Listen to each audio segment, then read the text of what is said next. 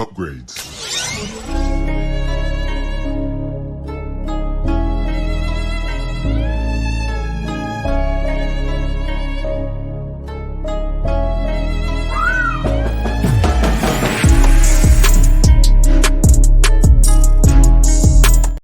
And welcome, ladies and gentlemen, to our recap review of the new FX show, Class of 09. It's Lucas here with Supercell 0230. I think I said that right. No, you didn't. I think I said that right. Well, I came close. I came close enough. I came close enough to I say think it's it so right. bad. This man knows my birthday. He still gets it wrong every time. Wow, I never put two and two together that was actually what that was meaning. Wow. See how you learn something new every day. Okay, so here we are bringing you the first episode recap review of Class of 09. This is going to be a series we're going to cover from start to finish on FX. So first, for people that don't know what this show is, I'll give a very quick synopsis of what we're going to get into here. So, Class of 09 follows a class of FBI agents set in three distinct points in time who grapple with the changes of the American criminal justice system that is now officially for their future being altered by artificial intelligence. Kind of think Minority Report, because that's the first thing I thought of when that came up to pop. So this whole show is going to span multiple decades through a interwoven storyline on how these detectives operate and a big case involving all of them. We kind of get hints of it at the end of this episode, but when we get there, you'll know exactly what we're talking about. This stars Kate Mara as Poet and David Tyree Henry as, what is this guy's name? Teo Michaels, Director Michaels at one point, but it's Teo Michaels. Those are the two big names. This is a immense cast all the way around the board. It's a lot of people in this show. People who you may not know their names, but you clearly know their faces and you've seen them do this. This is part of FX's prestige television. This is something they've been on a kick on for about the last 2 years of producing these type of shows with huge casts to, I guess, to contend with HBO. I'm going to say it because this is what the old HBO used to give us. But let's get into this one. Episode 1. This one is called Part of Something. And the episode opens up in the future timeline, 2034, as we see a system, and this is why I said Minority Report, that looks a hell of a lot like Minority Report, as a suspect comes on the screen, and we see at this point, we know it to be Director Michaels, as he's looking at the board and he sees someone named Amos. We won't know exactly who he is yet, but he plays a significant role in this show. What did you think about just them opening up this show in the future timeline and just the visuals of this future timeline?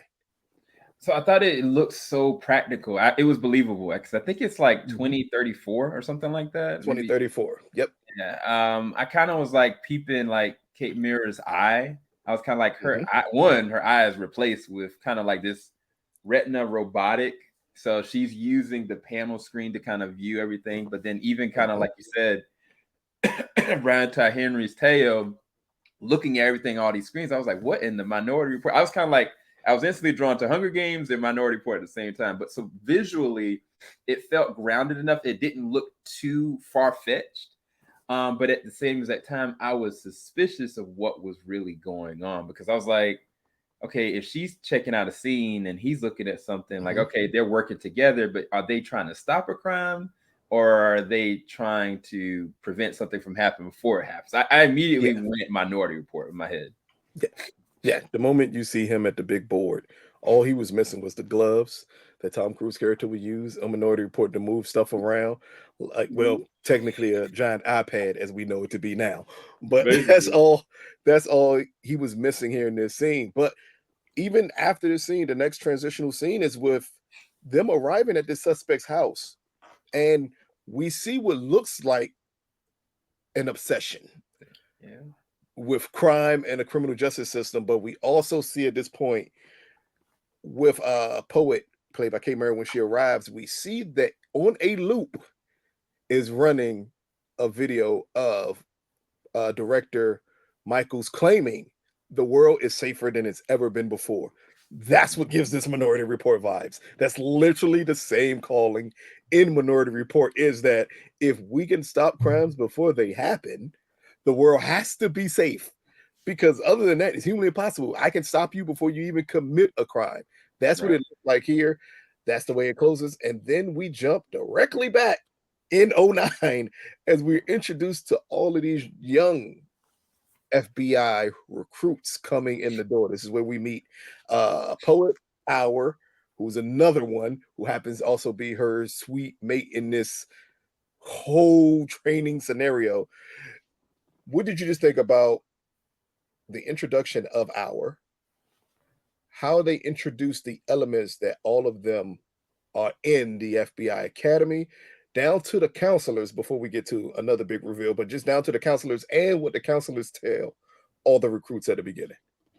Yeah, it felt really believable because I think that during like between 2008 and 2010, there was a resurgence in like people being like brought on to the FBI and CIA. And so it kind of felt really believable, specifically when they kind of got into their session and the two recruits were kind of assessing them, not just their capability, but more so who they were. And there was like, I was like sizing up every single small little character down to the guy that was like, there's a bird, he died. Like, I need to go out there and bury him. And I was like, oh yeah, he ain't coming back. But I think what was more fascinating about that specific was the follow-up scene, which was Poet and Teo and their assessment of it. They immediately clicked, but at the same exact time, I could tell who they really were in their personalities. And I think that what caught me off guard was I thought I knew who Poet was.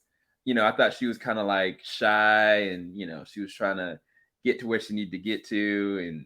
And but then quickly I realized, no, she's built up some other stuff. Like she's got some other stuff she's capable of. And yeah, I loved all her flashbacks and showing progressively who she was. But that whole entire layout of the different, you know, characteristics and different characters and where they are being sized up in this academy, I was like, okay, this is for a specific purpose. Why they're bringing them in, because they're asking specific questions. But yeah, I liked it. Well, I mean, the key part was the two counselors. I think the name is Drew and Gabriel. Yep. And especially the words Gabriel says to the class. He says, I've had good classes. I even had a few great classes, but I've never had an exceptional class. And I'm hoping that you all are the exceptional class. And then right after saying that, we get the introduction to how all of them came to be FBI agents. This is where we meet, and we get a horrible story from Hour on why she joined the FBI. We get a story from Lennox, who, again, another big portion of this cast, another big character for this plot, as he gives his story. That he's played by Brian Smith, as he gives his story of why he went to the FBI. And then we get the very interesting story of Teo. And I think this was to set up Brian Tyree's character to let you know just how analytical his mind works. Right. For him to say, I was an insurance agent and I ran insurance on a scale of 60-40 of probabilities of everything. And I didn't think that was enough. That was worth my time. And you can see then that he's a completely different type of person that the FBI would normally recruit. Right. And then we get the backstory of Poet, and we see her working in what I'm assuming is I don't want to call it an insane asylum, but it definitely looks like one. Or like mentally diseased individuals. Right. And in this home, we see that she's able to adapt to them with no issues. Yep. And that leads an FBI agent, after they ask her to handle something for them, of them asking her, why does she go into the FBI? So I think this is just, it pinpoints just how different all of these characters are. It pinpoints that back in '09, as you said, like not only were they looking for new recruits, they were looking for completely different recruits than you were accustomed to getting from the FBI. Yeah. Next up is the unfortunate story of Nathan. As you said, a bird crashes into the window, and Nathan asks them, Can we bury the bird? They actually go to burying the bird. And they asked Teo, what did he think about them burying a bird? Teo lied out of his mind. They asked Poet. She lied out of his mind. And then the counselors asked to speak to Nathan alone. One, what did you think when they asked to speak to Nathan alone? Also, could you tell that them two were clearly lying? And what did you think about the discussion Poet and Teo had after everyone else left about what their real thoughts was on what was about to happen? Yeah, I mean, the fact that, he had, I mean, not to say that you have to be ruthless, but, with him needing, it was like a need that I need to bear. And that for me, just me analyzing him up and down, like this trauma, like he got some kind of trauma. It's not just childhood, like it's something still intricately connected to his subconscious. And I was like, that's a red flag. They're gonna talk to him about it. Either one, they're gonna put him on like a desk job, or two, they're gonna kind of just let him go altogether. But I think that what was surprising to me, I wasn't surprised by Taya. I wasn't surprised by Brian T. Henry. I was surprised about Poet lying, because I was like, why is she doing this? I think that they had two different reasons why they lied. And when it came to Teo lying, and he kind of told her, like, yeah, he's gone. He's not gonna be here for he's gonna be his stuff's gonna be gone by the time we get back. And she's like, no, maybe not. She was like, I think that she said that to try to give him a chance for them to kind of give them a little bit of affirmation that maybe it's not too out there to do that. And he kind of just said it because, like, okay, well, whatever. All right, it's okay. But it's interesting because they both had that conversation to the side. So they have not one, they know how to keep secrets, but two, they are different. And I think that they both recognize that they're different. So they instantly clicked. So even though they broke off, I knew that they were going to converge back all over again. I just didn't know in what capacity. Would they be rivals, or would they kind of, try to lean on each other, so to speak? But yeah, no, I thought that was really fascinating. I thought it was a really good scene. It kind of told two different stories at the same time. Well, it has way more to do with their prior jobs. Like, Yeah. in all honesty, Teo could care less. He he didn't answer because necessarily he cared about lying. He answered just to get the question off of him. Yeah. He acted like someone who you would expect to excel to be a leader, because he was very matter of fact that yeah, he's gone. Like, Yeah. He you did. can't have that issue. And he didn't say you're gone, meaning I think it's a deeper issue this guy has. He said you're gone because you're just not built for this. Like, later on, it's revealed that it is an issue, but Teo didn't think he would be gone because there was an issue. He thought he would be gone because that was a soft move to do. And I think that was highly important here, of him showing that he thought that that was a soft move. He did. Poet, on the other hand, it kind of felt like she just lied just because she had no other alternative but to do so. And she didn't possibly want to stick out and say what she actually thinks or give her actual opinion about anything. So that made it a little rough for her. But next up, we immediately transition to the present time for them, which is 2023. Here we see Poet arrive at an apartment in a police uniform with a partner. We don't know any reason why they arrive at this apartment with her partner, but then she goes searching through the house, finds the man who answered the door's son, tells him, hey, get under the bed, as she hears gunfire, to come out and find that her partner killed the gentleman. What did you think when this opened up and we see what happens with Poet's partner? What did you think this was a setup for? So this is a weird thing. I give credit to the show, because you know how, like, sometimes you start something, you have the ambition for it. And she even kind of said, like, they recruited me. It wasn't something that I was intending on doing. I was like, maybe something happened in between those years and she got demoted, because she was a cop. I was like, it's not, I'm looking at her badge. I'm like, she's not FBI. So I was like, wow, dang, how did she get demoted? And so I was like, but I was like, maybe in this situation, she sees something and she's gonna have to report it or snitch. I was curious to see what she was gonna do more than anything. But that was what I kind of picked from it. And then as it progresses, and she kind of slowly tells the kid, go underneath like she knew what was gonna happen. That was when I was kind of like, oh, maybe she's working undercover. And I was like, oh man, I don't know where this is going. And sure enough, he killed that man. And she went to her superiors and they transitioned to the next scene. And they kind of basically her initiation, so to speak. And they were like, yeah, like, what you gonna do? You gonna press? You gonna get up? What you gonna do? She's like, I don't have anything. And I was kind of like, man, this is a dangerous situation that she's in. And she's just as calm and collect. And it goes back to the prison, or not the prison, but the facility that she was at. I was like, she can blend in like a chameleon. And I don't know if it's more that she's just so approachable, or she just doesn't ask those kind of stupid questions. And she just like, look, it is what it is. So I initially I thought that she had gotten demoted because of a reason, but then when she told a little kid what to do, I was like, she knows something is going down. Well, that part I think is because of the unit that she joins. I mean, as we get past the part of her partner killing and her partner planting a gun, the first test was to see what she would do over the radio when she called in, when she called the shots fired. And that was the part that they were focusing on the most, is what would she do? So when she does get to the cop bar in the following scene, and they demand for her to tell them why you even want to join with us. Right. And I'm going to say the story was a little weak there, because I don't think if someone's that dirty, they're going to believe that she just joined to find something different. Like, that wouldn't have made sense at all.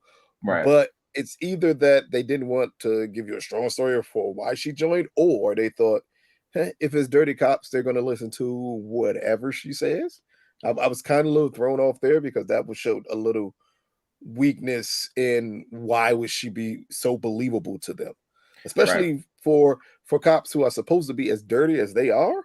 Like, for them to just immediately believe her, it did bring questions that I had of like, okay, this, I know it is to do it to get a means to an end, but that don't necessarily make it the best possible setup for this character moving forward. But the conversation at the bar is highly important, because right after that we get Poet as she briefing the FBI, and this, make sure I get this right. Her operation is called the Blue Score. Immediately, blue cops, score, dirt, all of that factors in together here. But I found it way more interesting is when she was briefing them on how she infiltrated them when no one else could, how she got a listening device in, and she showed that she got a listening device in through a magazine. But it was way more interesting to see, even though she did all of that, no one there respected her for it. Right. Like, they treated her just like another woman who pulled off something that they still weren't impressed about. What did you think about, one, how she was treated during the briefing, and her reaction to being told you're going to have to go back in to make the arrest? Yeah.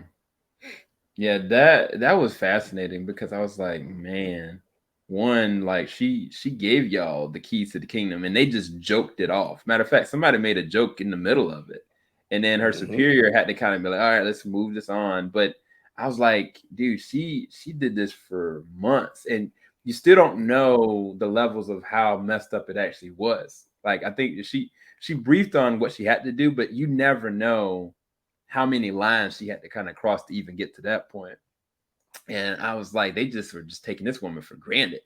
And I was curious what that was doing for her emotionally, but she kind of kept strong with it. But it was when the next scene happened and the captain was like, yeah, you need to be the one. There's a lot of brass on this. There's a lot of press in this. You need to be the one, because you'll be a good face.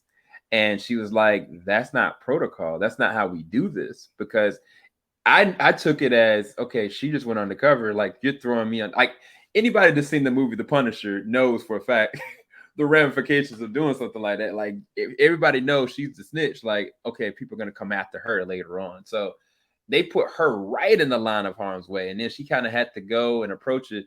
The funny thing is, when she did do what she had to do, and they all looked at her, and it was just kind of like, bruh, like you put her in complete harm's way, and they could care less. I realized that the game that they're playing now, she's intricate in making this work, but they're still just using her like she's a tool, essentially. Yeah. And then right after her going through that, we see Poet go through, which if you've ever seen a cop show, you fully understand protocol after any big case is to go through a psych evaluation. And then we get Poet going through the psych evaluation where she tells a horrible story on her life before joining with the FBI. Quickly, what did you think about the story that she told about her fiance? So her story that she told about going before going into the FBI. Hold on, go over that again real quick for me, just so I can kind of get a refresher. It is the story when she is talking and giving her psych evaluation, and they ask her, "Hey, what about your life Oh, beforehand?" yeah, They got say, "Weren't you engaged before?" right, the And then relationship. she gives the story of why she's not engaged, why that relationship had the end. What did you think about just that story that she told? And did it give you more insight on the character you're going to get out of Poet moving forward? Yeah, I think that was very fascinating because it was a direct parallel and reflection of even what she just had to go through. Hmm. From her perception, like, look, I'm joining this. They asked me to do it, and I was engaged, and I told him what I need to do. And he kind of was like, "No, I'm not willing to take this extra leap." And Hmm. from that point, for her, she was like, "Okay, you're not supporting me, and if you're not supporting me, then we can't continue this." And it was kind of like I think the psychologist was like, "Well, you know, you sure that you're not involved in this? Because you could have just quit." If he was like, and she was like, "No, like you're trying to say that this was more important than him." I was kind of like in my head, I was like, yeah, like for you, like doing this, whether you feel like this is your destiny, so to speak, or this is what you're called to be, Hmm. like you're making a conscientious choice that if he's not there for that, I'm not doing it. And I think that anybody, when you get into a committed relationship or a marriage, and your spouse or significant other is kind of like, no, I can't do this, no, you this, that, Hmm. it does tear you down. It changes everything. And sometimes you kind of have to back off of something that you may be perfect at. And she's just not willing to do that. There's plenty of artists and talented people that stay single because for them, their ambition and what they need to do, what they're called to do, is more important than the sacrifice for anybody else. But I think that the weird thing about that, the psych evaluation, is that she hasn't reconciled that. Like she doesn't really see. She was like, no, he was in the wrong. He should have just stepped up. Like he should have just backed me up. But that's not her Hmm. perception of it. And so I'm curious to see what that looks like for the rest of her relationships later on. Yeah, especially, I mean, the key part of her saying, and when the psychologist asks her, like, "Are you sure you're over it?" And she said, "Yes." And she asked her why, and Poet says, "Because he didn't believe in me." Yep. He said, "You initially agreed because you didn't think I would do it. When it got to the point of you realizing I could do it, you attempted to persuade me not to do it." Right. So we see here from her perspective, from Poet's perspective, the most important thing to her is loyalty and trust. She has to believe that you believe that she can do this. You have to have her back her up, back up whatever she believes is the right call to make. You have to agree with her. If you don't, she'll just cut you by the wayside, because that's what this came across as her saying that in the end, you didn't believe in me. So why would I want to be with someone who didn't believe in me? Right. But next up in this, amazingly, we're still in the same timeline of the present. And this is where we see Poet meet up with Lennox, who now is the associate executive assistant director of the FBI. This is also, again, when we say we see them all start as a class of '09, and as we go through the times, we see the progression of certain people. I'm more one thing we're gonna have to talk about eventually is Tails, the director in the future. Lennox is an associate director in the present, and yet and still, all Poet is an undercover detective still in the FBI. That is very weird that she would be the person who we see not progressing here. But during this conversation, Lennox informs her that he is the person who had her go in at the end of that operation. And he let her know he did it because I needed you to be broken. And she asks him, wait a minute, is this cover for my next assignment? And he says yes. What did you think could possibly be her next assignment? Because we still technically have not fully seen it yet, but what did you think the next assignment would be that he needed her to appear broken to everyone else? Yeah, I mean, I felt like, you know, it would be with some people that they already knew or they were already intricately connected with. I Mhm, just didn't know. It's weird because like her coming from recruit to present day, I don't know mhm, the levels of how they moved around, but I definitely mhm. knew this with the infrastructure of the FBI. I think it goes and calls back to the two instructors. Two instructors were Yeah. talking about the original founders, and he was like, you know what Mhm. made these people so different from y'all? Nothing. They were just ordinary people. Yep. And I was kind of like, okay, they weren't. I think he said something along the lines, they're not extraordinary at all. And so Yeah. I was kind of like, there's a reason why they put that line in there. And I was like, Mhm. okay, ordinary people are flawed. Things have to progress a certain kind of way. How did they progress? Who did they progress with? And what is the cost? And so I immediately felt like, oh, okay, she's got to spy on some people that Mhm. she knows and cares about and loves. But I was curious to see what relationship that was going to be because I knew for a fact, I was like, I mean, Teo is an instant target in my head, but I was like, there are other people that she's connected with. So I'm real curious, but that's immediately what I thought about. So in the next scene with her, we see her meeting Hour on a dinner date. During this dinner date, Hour reveals that she actually had a conversation about Poet being part of her team moving forward on an artificial intelligence device that she and her team are working on and coming up with. So this right here gives us the first peek into the system that we see 11 years later in the future that we see Teo use here. But what do you think here about this huge reveal? One, that Hour is the person that she is to be spying on. Two, afterwards, we see a meeting between Poet and Lennox, where Poet is highly upset. And she says the key part is we don't spy on our own. And then it's revealed that they used to be a couple. So, one, what did you think about finding out that Hour is the person that she's spying on? Two, what did you think about Poet's reaction to Hour being the person that she's spying on? And the reveal at this point that they used to be a couple. Yeah, I kind of could see that her and Lennox were possibly a thing. Just kind of how they were, you know, clashing with each other. You could kind of tell like something was going on there.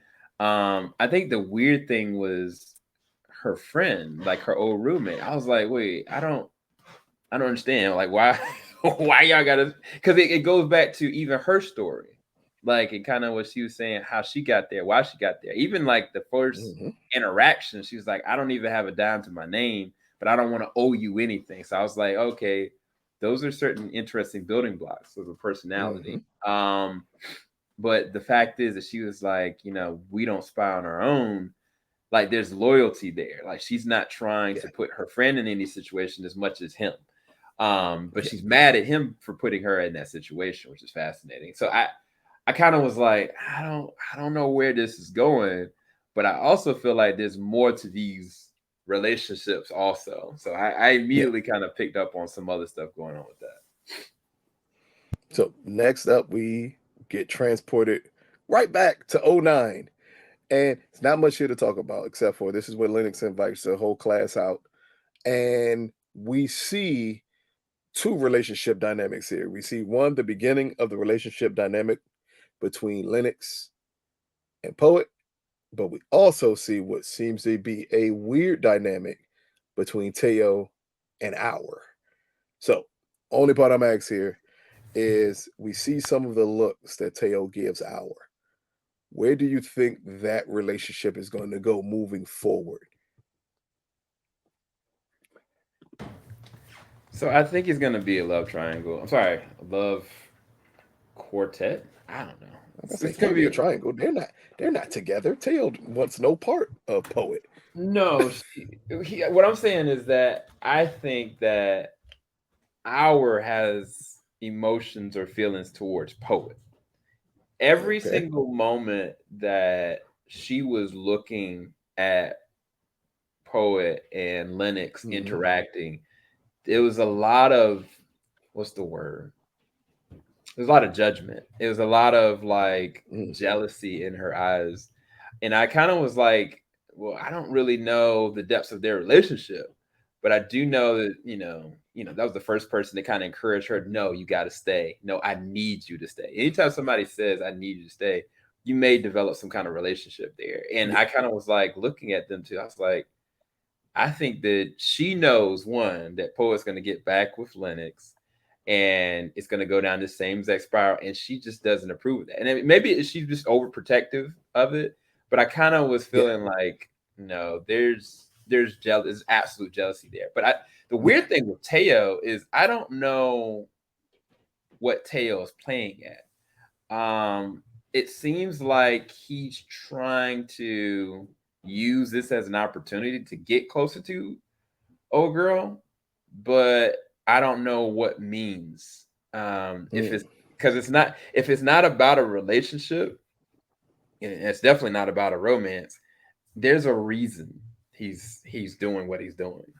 So Mm. That could be an interesting point there to see what happens. But next up, we go right back to the future, 2034. And here we arrive at a Senate Back to the Judiciary Future. Committee meeting.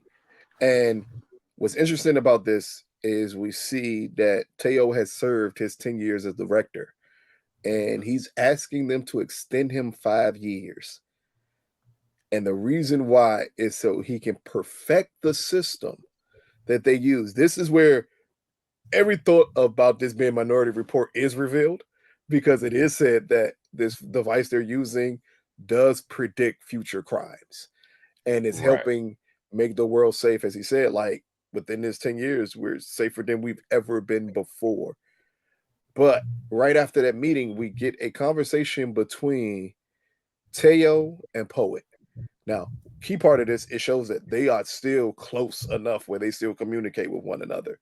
But here, Teo reveals to Poet that he sent her and Murphy, another recruit, in to get Amos because he believed he is dangerous, unhinged, and coming after them. What did you just think about one, the quick scene of the Senate and how they set up Teo's run as director and him even asking for an extension as a director? If you don't know anything about FBI, that does not happen. You don't get extensions as the FBI director.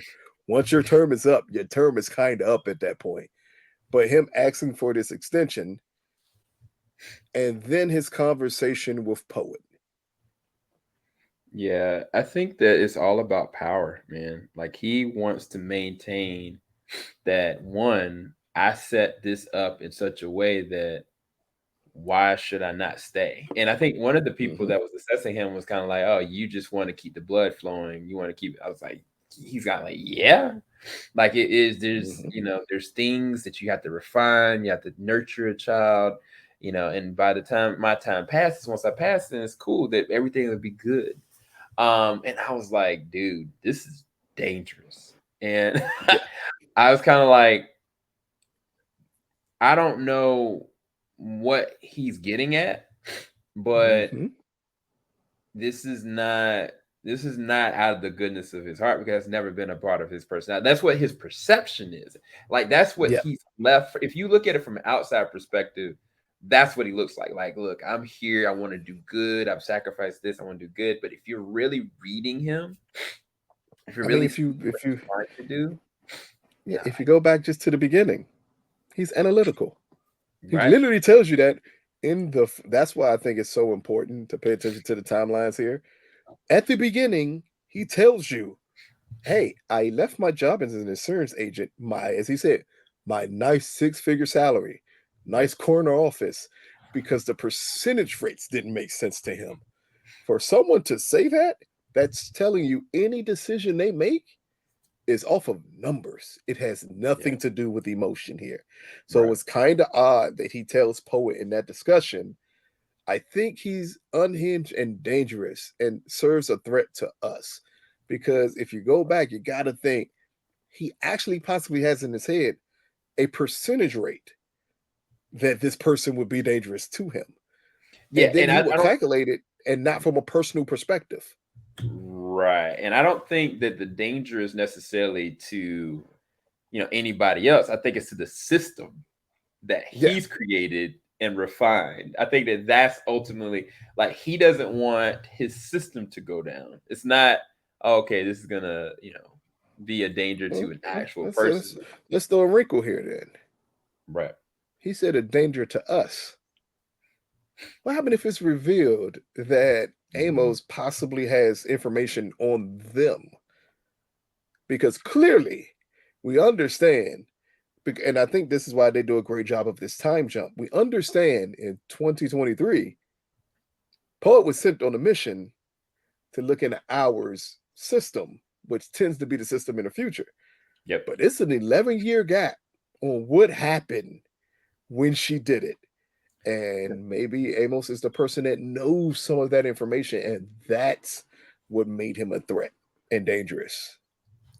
I mean, it's a good question because we already know that they're good at keeping secrets. I mean, she's refined it and he looks like he's perfected it. And the fact that there Hmm. still is some form of communication relationship, because that whole conversation Yeah. they had, at the location outside, he basically was kind of warning her. But like, you don't have those kind of conversations in public unless you've done it before. Like, you know what I'm saying? Like, it's not like, oh, okay, like we do this. Like, no, like one time, like, nah, they've done this before. I just Hmm. they were so comfortable doing it that I'm like, I don't know what they've both done. Um, but I think it goes back to the bird, situation and them having that conversation. They still, I think, they're not on the same side, in emotionally or internally or maybe morally. I guess Hmm. that's the better can. I think that they respect each other, they understand each other, they know each other are different, they can keep secrets well. But her motivation for talking to him and his motivation for her talking to him are two different things. And I Hmm. think seeing that develop, and their relationship splitting apart because of it's going to be very fascinating. Yes.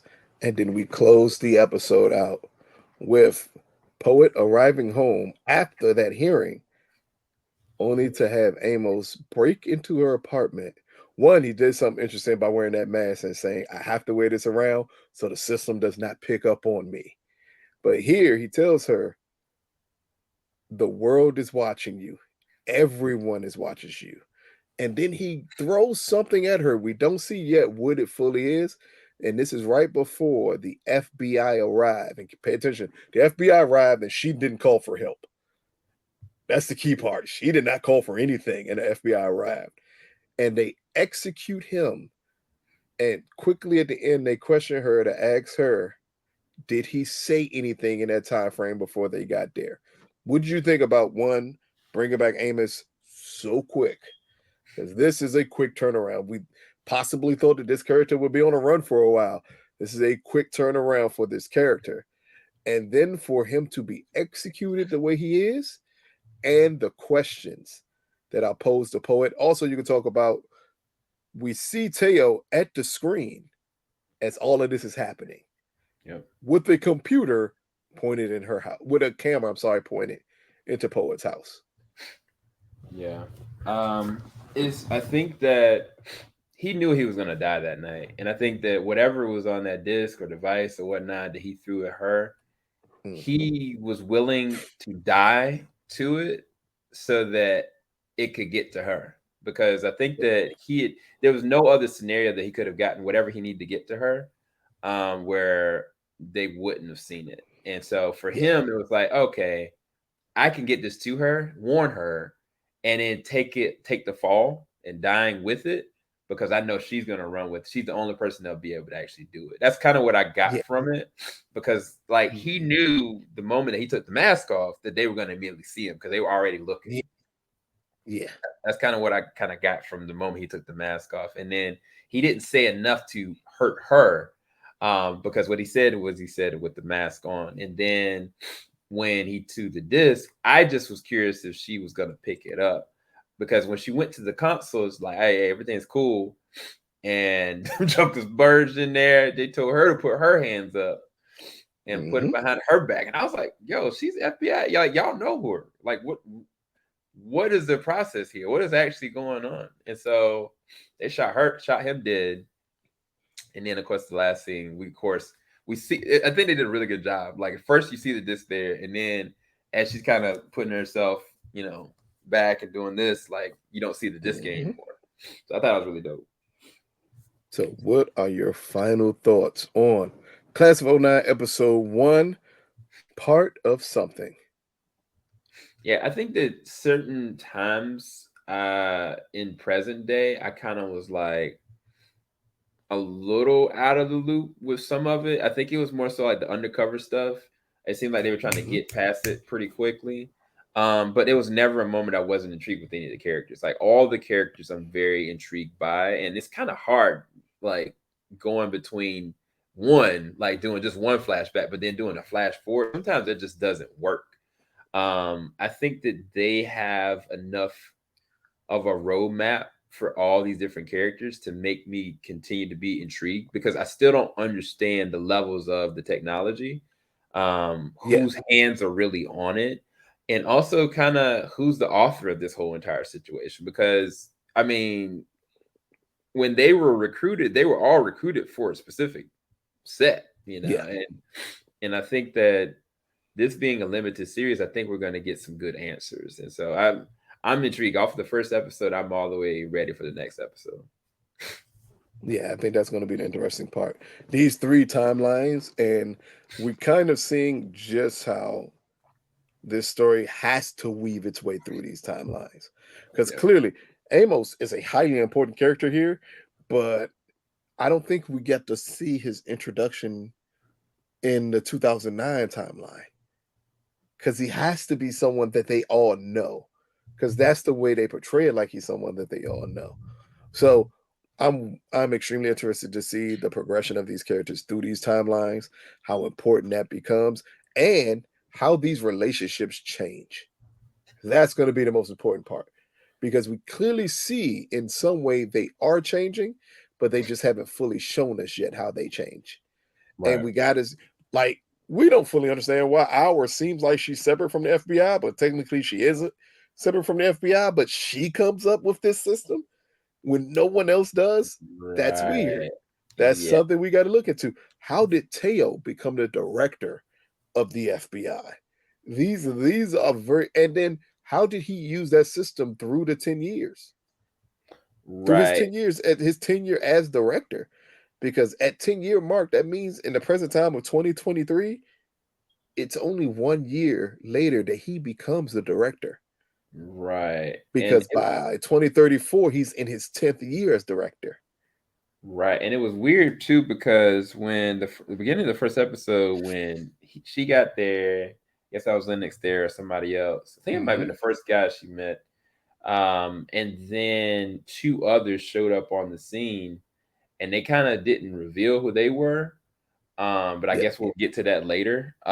It was kind of like, okay, this is all very intentional. And if this was Ramos, why? Because I Yeah. initially thought it was Teo. I just knew I was like, all right, Teo's got some dirt on them, and then putting them in situations. But no, like this is all about Teo. And we haven't seen Ramos meet them in the past or present day. So so we're gonna see a lot more of Ramos for sure. It's gonna be very fascinating where this goes. Exactly. So you can check this recap review out after the 2-part, because it's a 2-part series premiere on May 10th. So tonight, right after the first 2 episodes air, come back to the channel, check out our 2-episode review. You can check out episode 1 first, then go back and check out episode 2. Please don't skip ahead. You'll be confused if you try to skip ahead, because I was almost confused. And this is all in the same dang episode, and I was almost confused. So it's not going to be hard to be confusing. But so far, this series is really giving Minority Report vibes. And I'm questioning why Tom Cruise is not in this show. So all I'm asking is why is Tom Cruise not in this show? Maybe he showed. Oh man, and the precogs. If they show up with Tom Cruise and the precogs at the end of this series, this will be the best series ever produced on television. But again, check us out. Let us know what you think. Comment, like, subscribe. It's a lot of content coming from this show and other things that we'll be dropping around the time of this show and everything else. So please check us out. Let us know what you think about Teo. Let us know what you think about Poet and Ours relationship. Let us know what you think so far in episode 1 about these time jumps. And do you think this is going to be a trick with the time jumps, or do you think this is a significant different form of storytelling that's going to work for this show? Peace, people. Later. Filing out the top of I can see the skyline, 50 mile radius on my timeline. Ain't nothing on